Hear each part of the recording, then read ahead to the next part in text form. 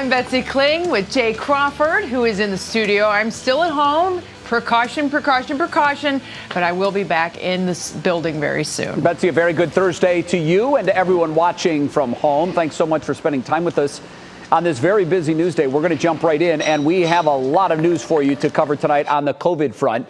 And we begin with the state reporting 11,803 cases in the last reporting window. However, we need to remind you 840 of those are roll-ins that were originally missed going back months.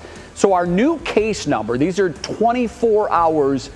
The last 24 hours, we have 10,963 new COVID cases, and that number alone is the fifth highest single day total that we have had in Ohio since the pandemic began. It's also the biggest number that we have seen in 364 days.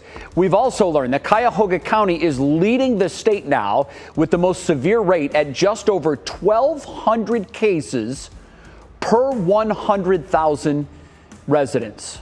Betsy?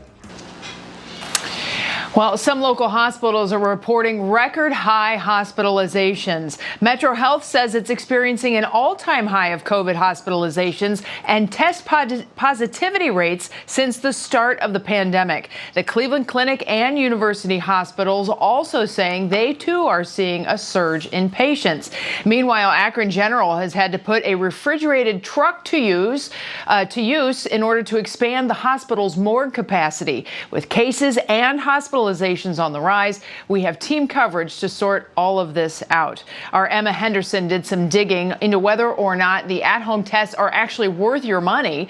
But first, Manny Abraham is outside of Akron General. Manny, what can you tell us about the situation there? This sounds very ominous to have this truck in place. Yeah, here at Akron General, it's about staying prepared, and that's why they brought that refrigerated truck here so that they can be prepared if their morgue is full. Now, this is really a sign of what hospitals are facing. Today, Akron General confirming that the trailer was brought in earlier this month. The hospital's regular morgue holds 11, and the trailer can accommodate up to 25. Now, they first put it to use about 2 weeks ago, and they say it's used when needed. Akron General officials say they're seeing more unvaccinated patients and also people without COVID who are coming into the hospital sicker than normal because of delayed care due to the pandemic. It's a sign of the level of urgency. Today, Ohio's health director, Dr. Bruce Vanderhoff, is once again stressing the critical time period that hospitals across the state are facing. Our number of patients in the ICU is almost as bad as it has ever been throughout the entire pandemic. Making the choice to be vaccinated right now can keep you out of the hospital and, more importantly, out of the obituary pages. Well, he says more than 1,100 patients with COVID are in the ICU across the state. And while health experts say that they are tracking the Omicron variant, they also say they have yet to see the Delta surge peak. And we're going to have more for you coming up tonight at 6. All right, Manny Abraham live for us tonight in Akron. Thank you, Manny. Jay. All right, Betsy, now on your feet at 5, our team coverage continuing with your best options for COVID testing. The New York Times is reporting that the country is reporting 120,000 new COVID cases per day. That is a 40% increase from just 2 weeks ago. Some of these are breakthrough cases. So with the holidays just a few days away, many medical professionals are suggesting that if you're going to get together with folks, you get tested before you do that. 3 News' Emma Henderson looked at what options are out there. When it comes down to COVID testing, there are 2 different options. A PCR, or polymerase chain reaction test, which looks for genetic material from the virus, or the kind you see in a take-home kit called an antigen test. Those are rapid tests that look for the proteins from the virus. The PCR test is known to be more sensitive and therefore more accurate, according to the Cleveland Clinic.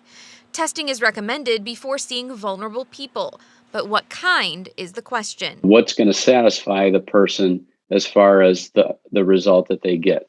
Some people would be satisfied with an antigen test, lower sensitivity, and other people would want to have it confirmed by PCR. With such demand for testing right now, Dr. Zimmerman says we might not even be able to make the choice. Question comes, what's available and how can you organize to get a test?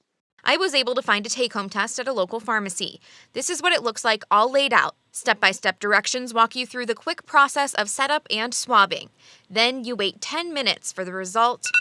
And that one blue line on this test means I tested negative. With tax, this pack of 2 tests ran right around $25. You can reach out to the local health department to find free options, a popular one being the library. But today we've learned many are out, including Cleveland, Lorain, Geauga, and Summit and Cuyahoga County locations, with no clear answer on a restock. And if you want a PCR test, you're going to have to find a pharmacy or a healthcare provider and make an appointment. Now, this is what that kit looks like, and here is that little test strip. Now, because so many people are taking these at-home tests, if you test positive, it is still important to report that case to your local health department, whether on their website or by phone, and that reporting differs from county to county. Jay? All right, Emma, I know too, because I also took a home test yesterday just to make sure, just to be safe. It's very simple, very easy. The entire test takes about 2 minutes, and then you got to wait about 10 to get the results, but everybody can do it. Exactly. Emma, thank you. Very good information there. Now, our web team has put together a guide on COVID testing, including what you need to know about at-home test kits and where you can find them. To get all the info, just text the word TEST to 216-344-3300. Not a phone call. That is a text-only line. Again, TEST to 216-344-3300, and we will send that information directly to your phone. Well, we have a very important update now on the missionaries based here in Ohio that were kidnapped in Haiti. The remaining 12 members are now free. A spokesman for Haiti's National Police confirmed that they were released but did not provide any other details. A gang kidnapped 17 missionaries back in October. They freed 5 missionaries in earlier releases. Christian Aid Ministries, which is based here in Northeast Ohio in Millersburg, released a statement saying, "We glorify God for answered prayer." The Ohio group hopes to have more information later. Well, Urban Meyer is out as the head coach of the Jacksonville Jaguars. He lasted just 13 games there. The former Ohio State coach was fired late last night after just one too many negative headlines. All of this began back in October. That's when, instead of flying home to Jacksonville from Cincinnati following a Thursday night loss, he decided he would stay behind. And then just days later, this viral video of Urban Meyer surfaced of him at a Columbus bar getting just a little too close to a young lady. You're obviously not looking at that video now, but trust me, you remember the headline. Likely the last straw was when former Jags kicker Josh Lambo told a Tampa newspaper reporter that Meyer actually kicked him during practice in August. The team's owner released a statement saying, after deliberation over many weeks and a thorough analysis of the entirety of Urban's tenure with our team, I am bitterly disappointed to arrive at the conclusion that an immediate change is imperative for everyone. I informed Urban of the change this evening. As I stated in October, regaining our trust and respect was essential. Regrettably, it did not happen. So, Meyer, by the numbers, just 2-11 in 13 games with the Jags. He actually won more college national championships than he did games in the NFL.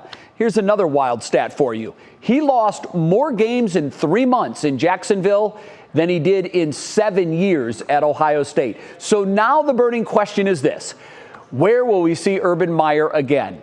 Well, he told me 2 years ago, this was before he came out of retirement to coach the Jags, there were only 2 jobs that could lure him back. He told me at the time they were the Dallas Cowboys and the Notre Dame Fighting Irish. Notre Dame just filled their coaching vacancy just a couple of weeks ago. As for coaching again in the NFL, not a chance. Too many problems. Maybe he returns to college in time, but my guess is we're most likely going to see Urban Meyer again on TV as a pregame show analyst.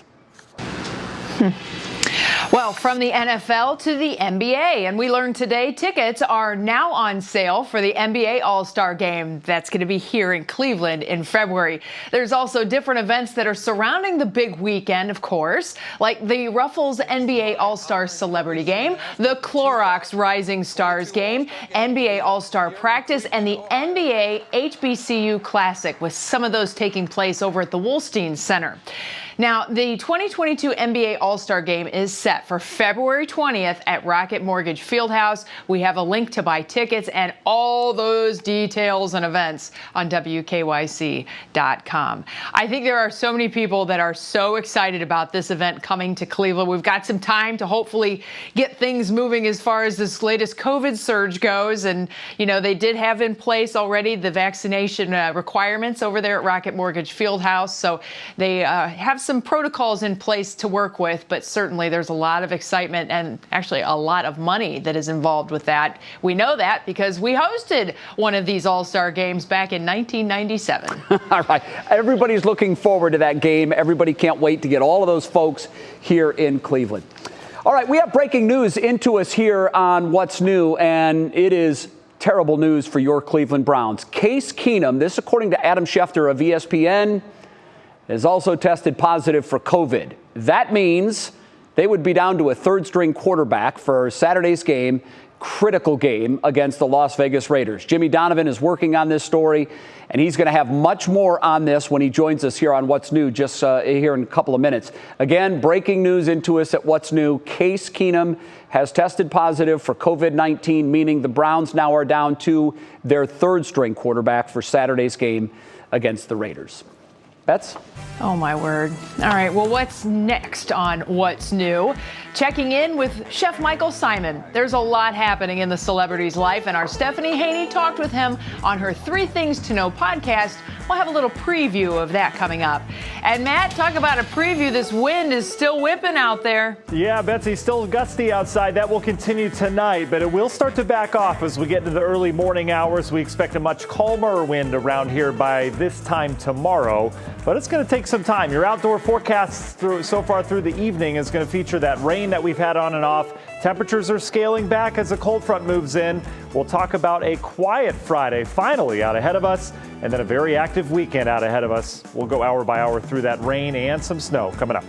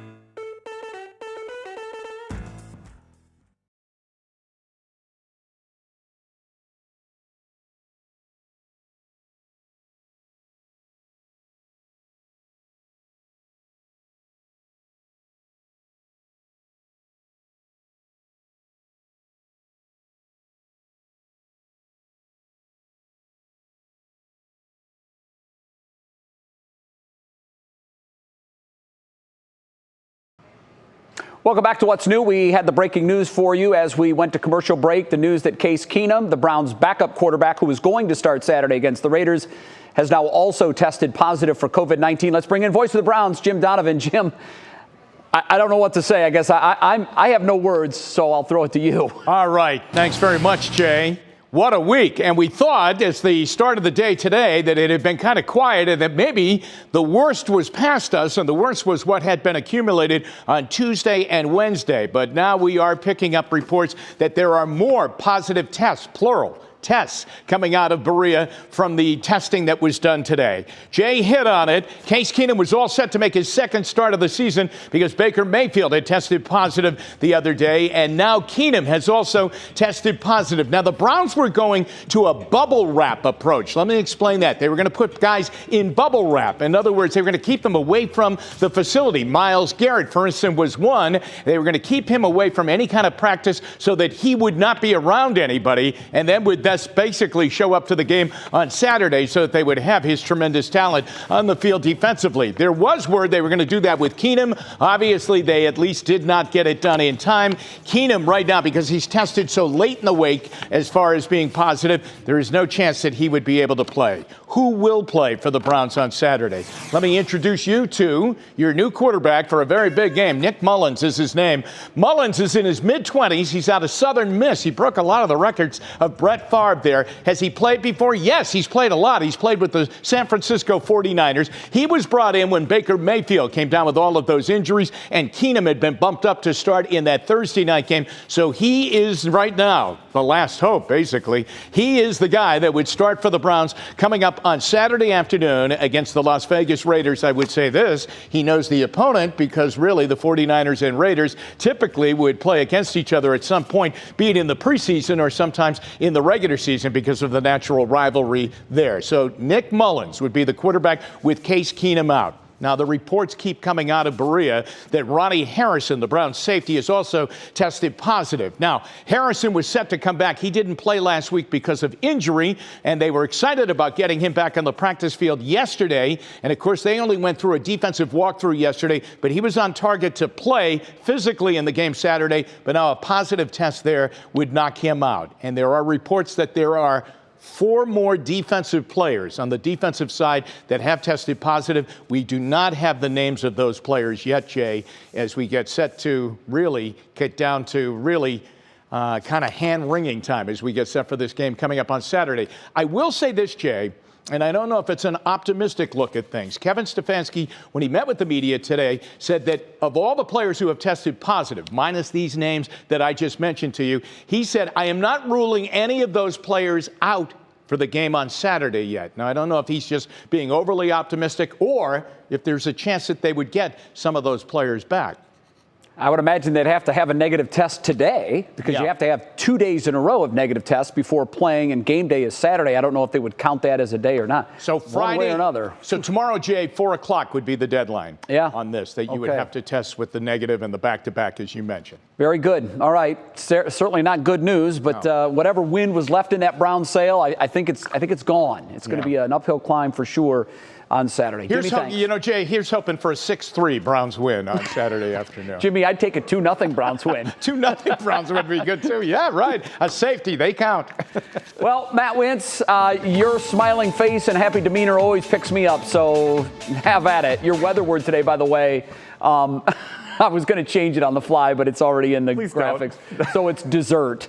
It has no bearing on anything we've just talked about, but Hey, when I just saw it in there, I thought it was desert. I was like, oh, I've got some news out in the desert Southwest. This will be easy, but dessert, got it for sure. And maybe Jimmy could do a segment called How Can It Get Worse for tomorrow? That way we're not taken off guard. Right, we're still here. I'll tell you what, on and off rain today. What a warm day today, though. We were up in the 60s as expected. Temperatures starting to fall a little bit, but this is the cold frontal boundary heading through.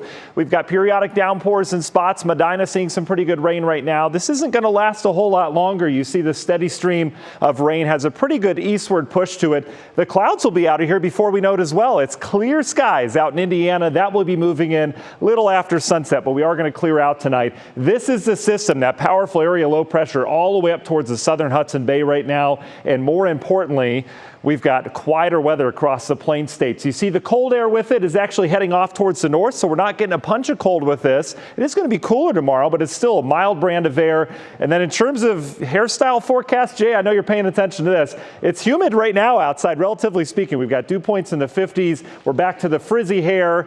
Personally, the contacts feel like they're ripping out in the dry air in the winter. That is going to be back as this dry air continues to filter in, at least over the next 24 hours. Look at how much of the country is quiet now, first time in a week. So much needed forecasts here in terms of the quiet activity. Winds continue to gust. They'll be gusty overnight tonight. You can see if this is the appetizer with the rain, we'll be heading into dessert tonight with some of these clear skies. Temperatures back into the 30s.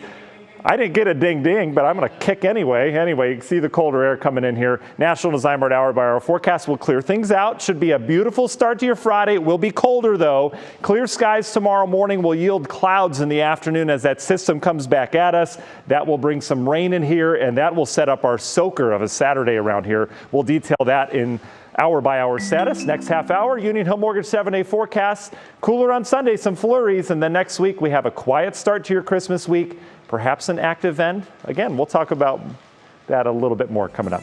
We'll be back.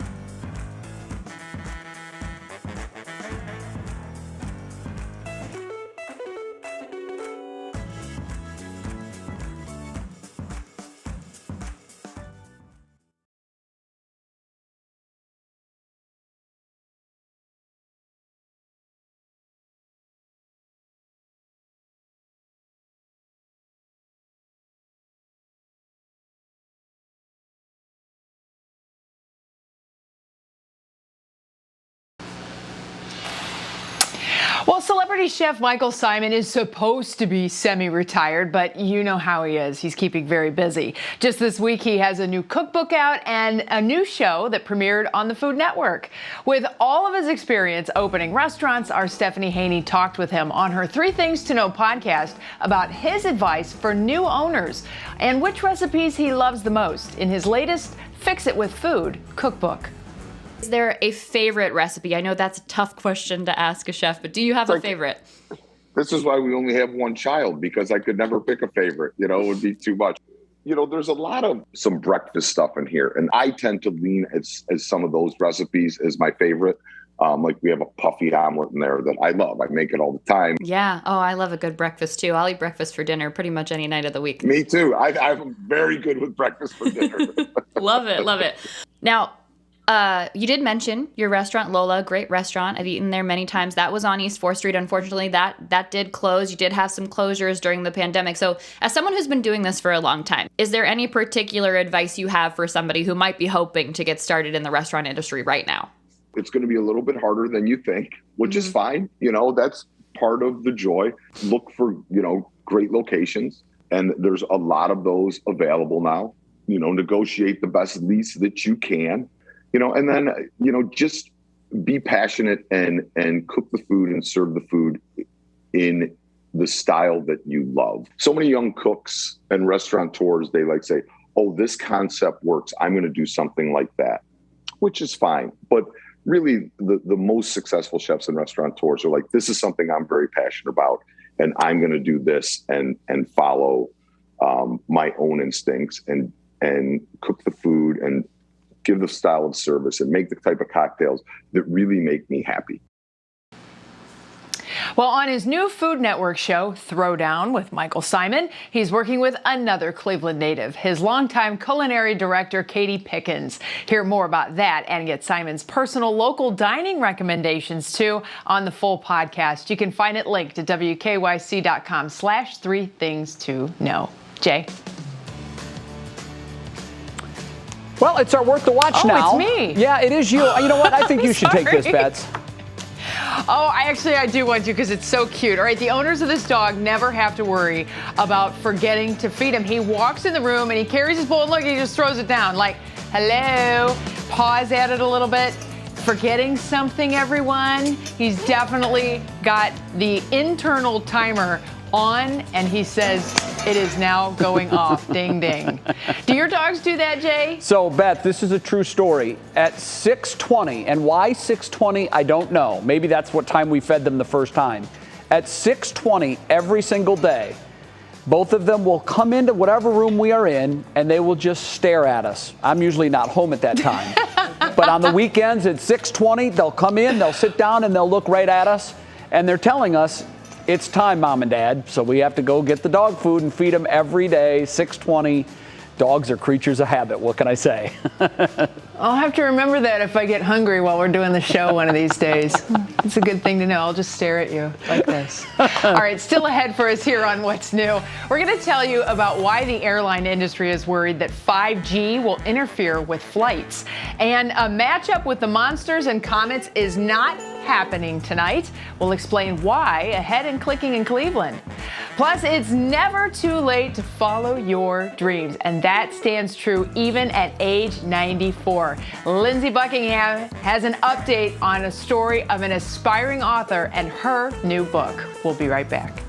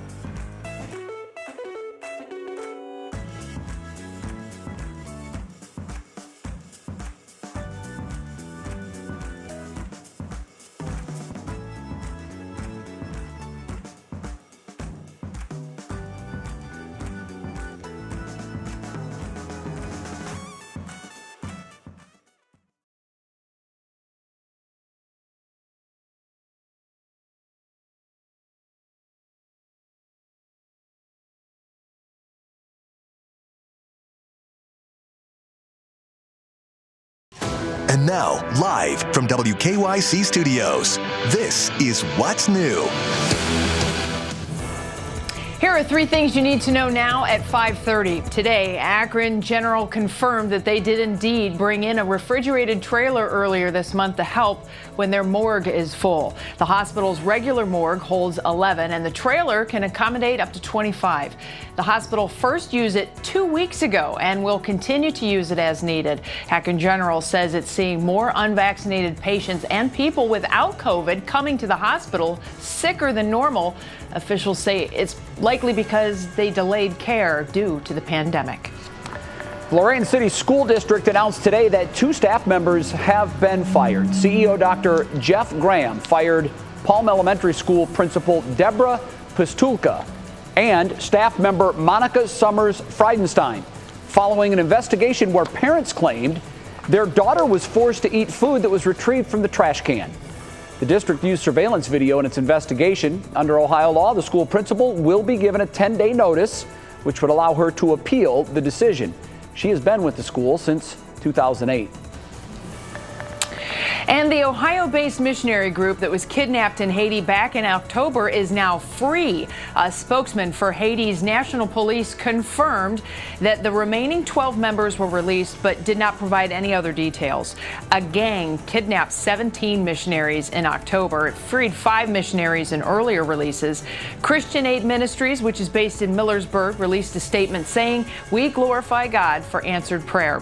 The Ohio group hopes to have more information coming up later. Certainly some good news there. And with all of that, we welcome you back to What's New. And boy, there is a lot of What's New happening here at 5:30. We just had some breaking news not too long ago. And Jay, I know Jimmy's sitting right there ready to tell everybody the latest that we've been able to dig up. Certainly not the news we were hoping to hear. Yeah, Jimmy's been working on it. We have more names to add to the COVID positive list. Of course, we know Baker Mayfield was on that list earlier this week. That put Case Keenum in as the starting quarterback. You can scratch him now because he too is tested positive. And Jimmy, there are more positive test results today. Yeah, absolutely, Jay. We are learning that there were probably going to be 4 more defensive players who have tested positive, and the announcement of those names, we are awaiting that. But there are reports, and you have to watch out now. If you watch out during the beginning of the week, a position group seems to get hit, okay, because they meet in meeting rooms out in Berea, and they're around each other a great deal. For instance, the offensive line got hit early with Jed Wills and Wyatt Teller going down. Jarvis Landry, of course, goes down. The tight ends got hit last week, and then Austin Hooper got added to the list this week. So the safeties appear to be getting hit right now. Earlier in the day, Ronnie Harrison was announced that he had tested positive for COVID-19 and that he would be out of the game. He, of course, is a safety. Now we're picking up the name of a great young player who's really been coming on the last couple of weeks after fighting off injury all of last year. Grant Delpit, the second-year player out of LSU, played so well on Sunday. His name is coming out on the list right now, though it hasn't been confirmed yet by the Browns. And they say there could be at least 2 more defensive players who would also, their names would be announced as testing positive. Back to the top of the story. Who's going to play quarterback for the Browns? This guy will not. Case Keenum was announced that he tested positive today. He was to step in for the second time this year and play for Baker Mayfield. The first time he did, the job was unbelievably done well by Keenum when he won that Thursday night game against the Denver Broncos, threw for 199 yards and a touchdown. He was ready to go, and they were very comfortable having him play with the stakes of the game being so high. But he tested positive, and the lateness of the week makes it difficult to see him play on Saturday. So Nick Mullins, who was brought in when Keenum was elevated to the starter on that Thursday night and Mayfield was injured. Nick Mullins has been around the NFL, no doubt about it. He was a free agent out of Southern Miss, went to the San Francisco 49ers, really caught their eye. He throws the ball very, very well,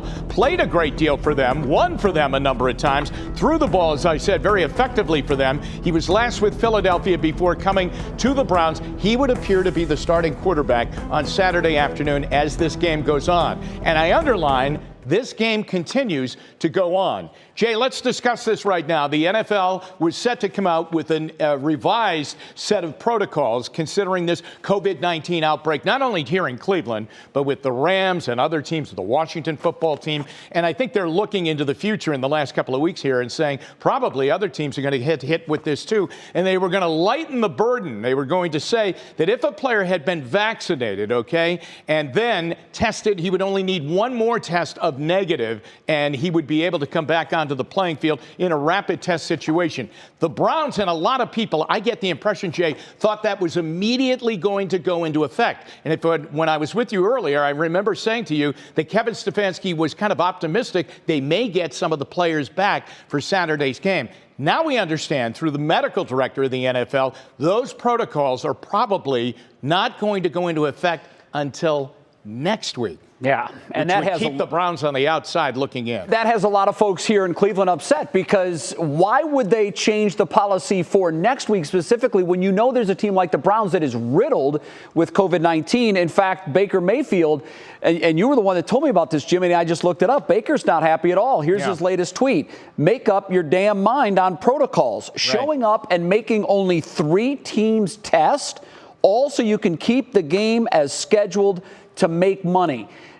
It doesn't make sense, Jimmy. This seems like a fumble by the NFL. It really does, no doubt about it. And remember, the NFL was all together this week, Jay, in the way of the owners and the commissioner and all the medical directors and the medical personnel. And, of course, that's a big club now because we're in the COVID age. They were all down in Dallas, Texas, at a scheduled owners meeting when this popped up. And, of course, it's the Browns, it's the Rams, it's the Washington football team. And, you know, there are going to be other teams that are going to be added to this. And so, really, you would think that this would go into effect immediately. Now, Mayfield quotes this, as Jay just read, that tweet going out there with his really exasperation towards the league. Here's what happened out in Berea today, Jay. I am learning that the Browns, the reason we're getting these results later in the day, whereas we got them earlier in the day on Tuesday and Wednesday, is because the Browns tested later in the day today than they had in the earlier days, Tuesday and Wednesday. That was so that they could get a practice in. And remember, they only had a virtual walkthrough, and that wasn't even with the whole team. The defense came in at like 3 o'clock. They left. The offense came in at 4 o'clock yesterday, and then they left. They wanted to get a whole team practice to get it set for the game on Saturday. This is a fluid situation, and it's only 5:37, and I think this story is going to change as the evening goes on. Yeah, it likely will. I'm sure there will be more names added. At least the report now says there are 4 defensive players still to come. The Browns are decimated. The league doesn't seem to be in any hurry to make any kind of accommodations to make sure that the competitive balance of the league is honored. Right now, doesn't look so much for Saturday between the Raiders and the Browns that this is going to be much of a competitive balance. All right, Jimmy, I know you're back to your sports office to find out what the very latest is. And when we have more information, we will have you back in the studio. You got it, Jay. Thanks. Jimmy, thanks. Well, still ahead for us here on What's New, we'll tell you about why the airline industry is worried that 5G will interfere with flights, causing thousands of cancellations. And we've followed her story for more than a year at WKYC. Now her book is on the shelves. Lindsey Buckingham brings us Charlotte's story coming up.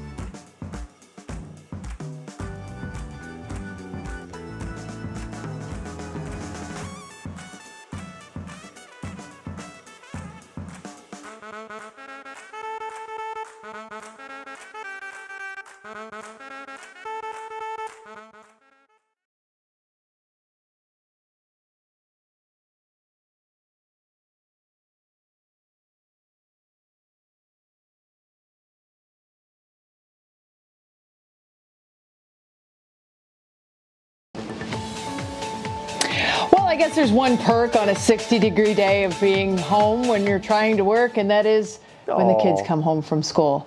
So here's Vi, home from school. Matt says hi.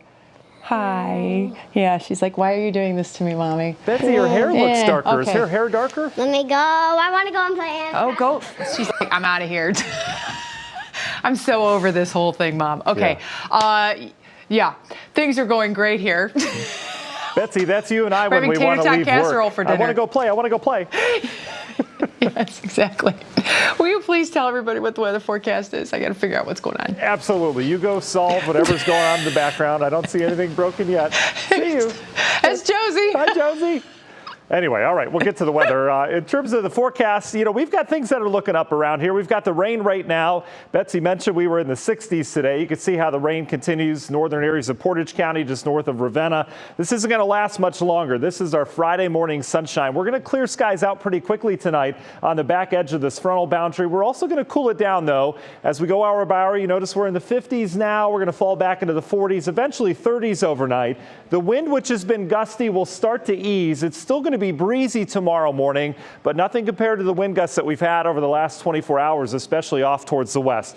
What happens from here? Well, Friday we're going to settle in a brief area of high pressure, so some calm weather to start. I think a calm midday and early afternoon, but then this frontal boundary gets hung up down to the south. It'll start to come back at us tomorrow afternoon, so those clouds will increase. Eventually we bring rain back in here late in the day tomorrow, especially tomorrow night, and this is what it looks like on Saturday. This is a washout. It'll turn to a wet snow up in Michigan, up towards upstate New York. We're not going to get a lot of snow out of this. We're going to get quite a bit of rain as a low passes right overhead, and then on the backside perhaps some snow. So your National Zymark hour by hour local look at this. You can see how we clear things out. We're in the low 30s tomorrow morning, so colder than where we've been. Clouds start to feather their way in. They're going to be of the high cloud variety tomorrow afternoon, and here's your rainfall chance coming in from the south by evening. So if you have Friday evening plans, take the umbrella. We'll likely have rain overspreading the area on radar. That rain becomes steady, moderate, even heavy at times Saturday morning. Saturday morning plans, it's going to be a washout.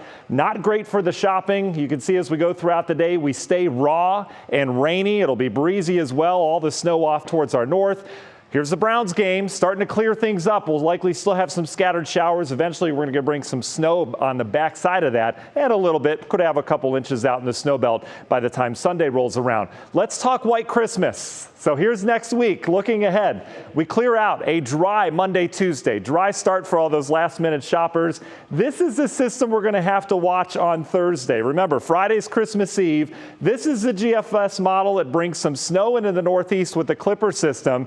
Euro doesn't have it at this point, so that's what we'll be watching. There'll be something around here Thursday, Friday, on into Christmas Day. This is the snowiest model. You could see, yeah, perhaps it's there with some light accumulating taking place, but again, that's something we're going to have to watch, but at least there's a chance. There we go. Union Home Mortgage 7-day forecast, 40s with kind of a raw Saturday around here. Sunday looks good, and then next week some sunshine and 40s. Jay. All right, Matt, thank you very much.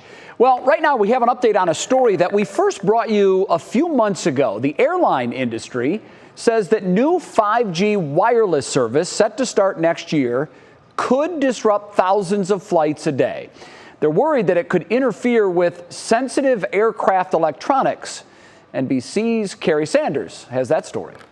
Cell phone companies have hyped 5G as a major leap forward in technology, allowing data to move faster than ever before. But just weeks before AT&T and Verizon's 5G towers go live, this morning a warning about possible interference with crucial technology pilots rely on, specifically altimeters, an instrument used in almost every landing. It tells pilots the plane's distance from the ground.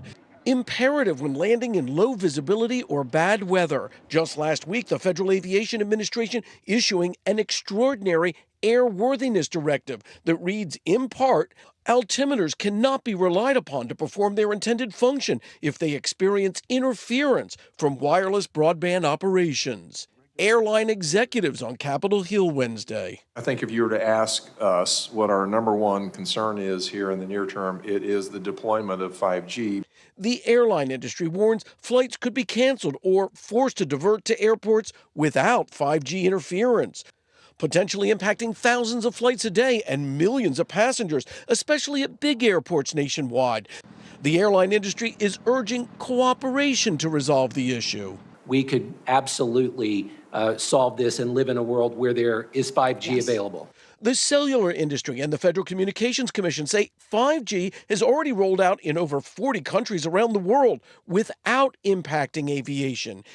AT&T and Verizon are also committing to reduced 5G power levels near airports. Does it make sense, though, that one hand of the government, the FAA, and the other hand of the government, the FCC, didn't figure this out in advance? They have not been able to get in the same room and reach consensus to this point. Troubling to you? It's causing a degradation in aviation safety. It's very troubling to me. Well, we have such a special story to share with you coming up on What's New. To publish a book is one thing, but to do it at the age of 94, well, that's a lifelong dream come true for one local woman. Lindsay Buckingham has her incredible story. You're going to want to stick around for that. Then, from gone to good, items left behind in a local storage unit become donated gifts. It's a great story. It's our show with something good, and it's coming up.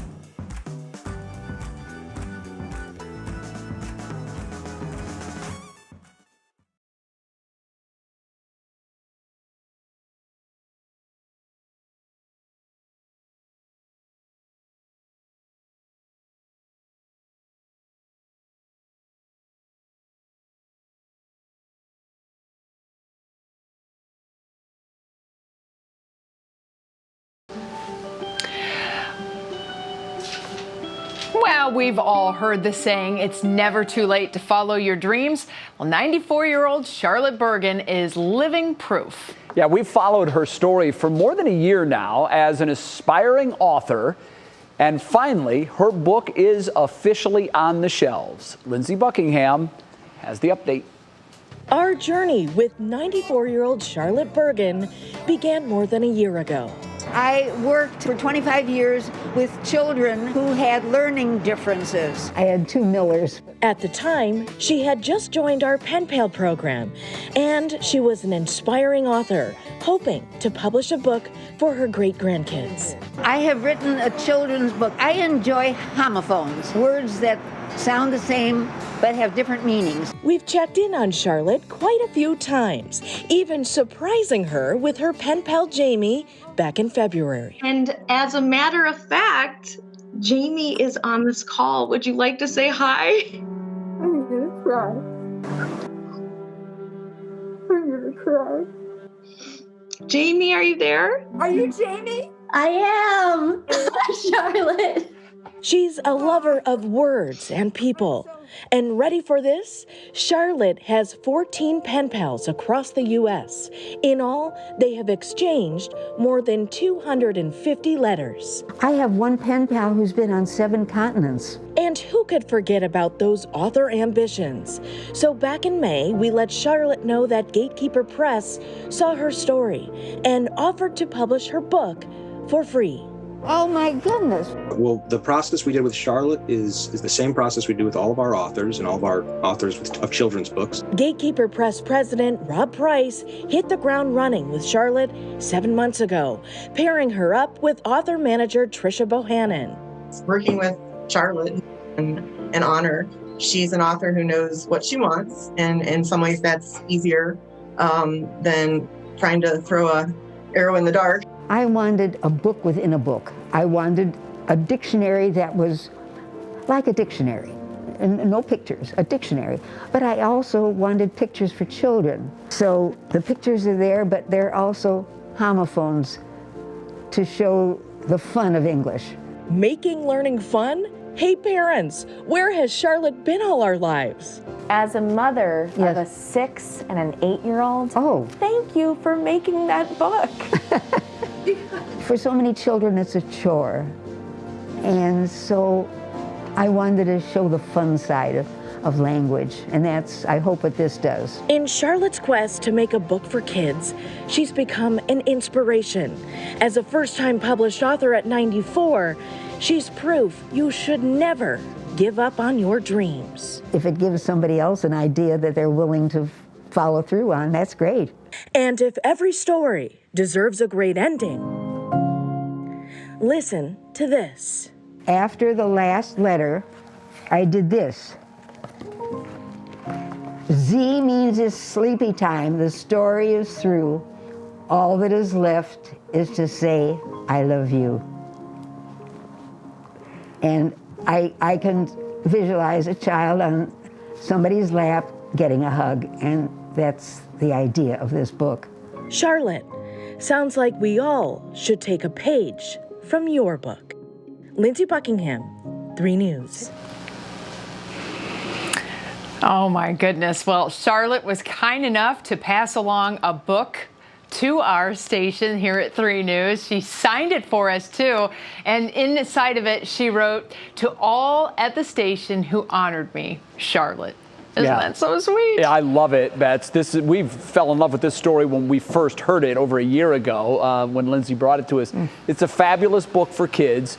If you want to get your hands on one in time for the holidays, for that special young one that is learning to read and loves to read, we've got a link. It's posted on WKYC.com. And Bets, Lindsay had a line in there, you know, the parents are wondering where has she been.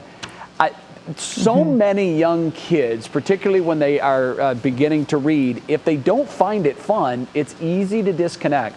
But something like this can keep them locked in and help foster a love of reading for life. And it's not just the story, it's also that connection with mom and dad and whoever's reading with them. So read with those kids. It's a good thing. Absolutely. All right, coming up for us here on What's New, an entire storage unit cleaned out but not thrown away. We'll show you where the goods were sent today. That's ahead, and show us something good.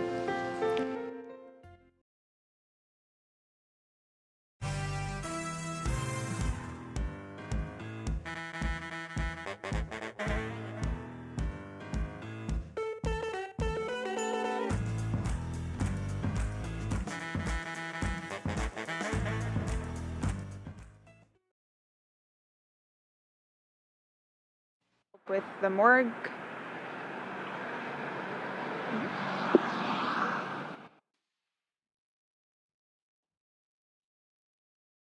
Mic check 1 2 3. Mic check 1 2 3.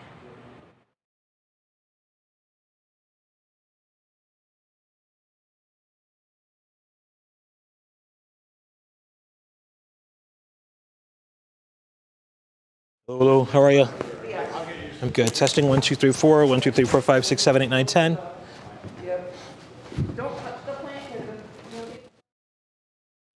Hey, mic check. 1, 2, 3. Laura Queso's mic. I'm Laura Queso. I am. Thank you. Do we know any other names yet, Jim? No, the Delphin one's the last one that came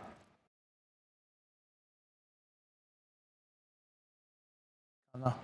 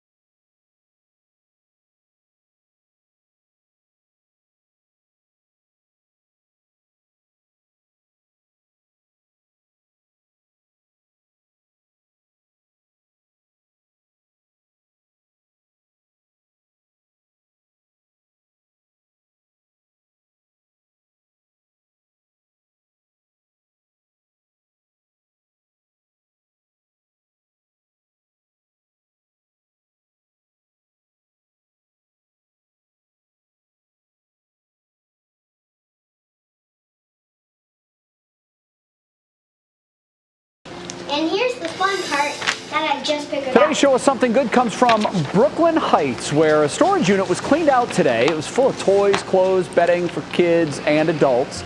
Military veteran business owners Kelly and Pedro Barnes of J-Dog Junk Hauling and Removal were called to help take everything out of the unit. And they donated everything to Toys for Tots and Snow Angels, both nonprofits. Neat story there. That is good stuff. Nice. Well, thanks everybody for watching What's New on this Thursday afternoon. Tomorrow is Friday. We hope you join us then. What Matters Most with Russ and Laura starts right now. COVID spike. Cuyahoga County now leading the state in COVID cases as area hospitals report record numbers. One bringing in a refrigerated truck to back up the morgue. Testing takeaway. The surge comes as we head into the Christmas holiday, with many now scrambling to test before gathering with family. Our expert weighs in on the best tests and where you can find them. Fired. Former Ohio State coach Urban Meyer is fired from the NFL. What went wrong and where he's headed now. And toys for tornado victims. Amidst all the rubble and grief, a beacon of hope this holiday.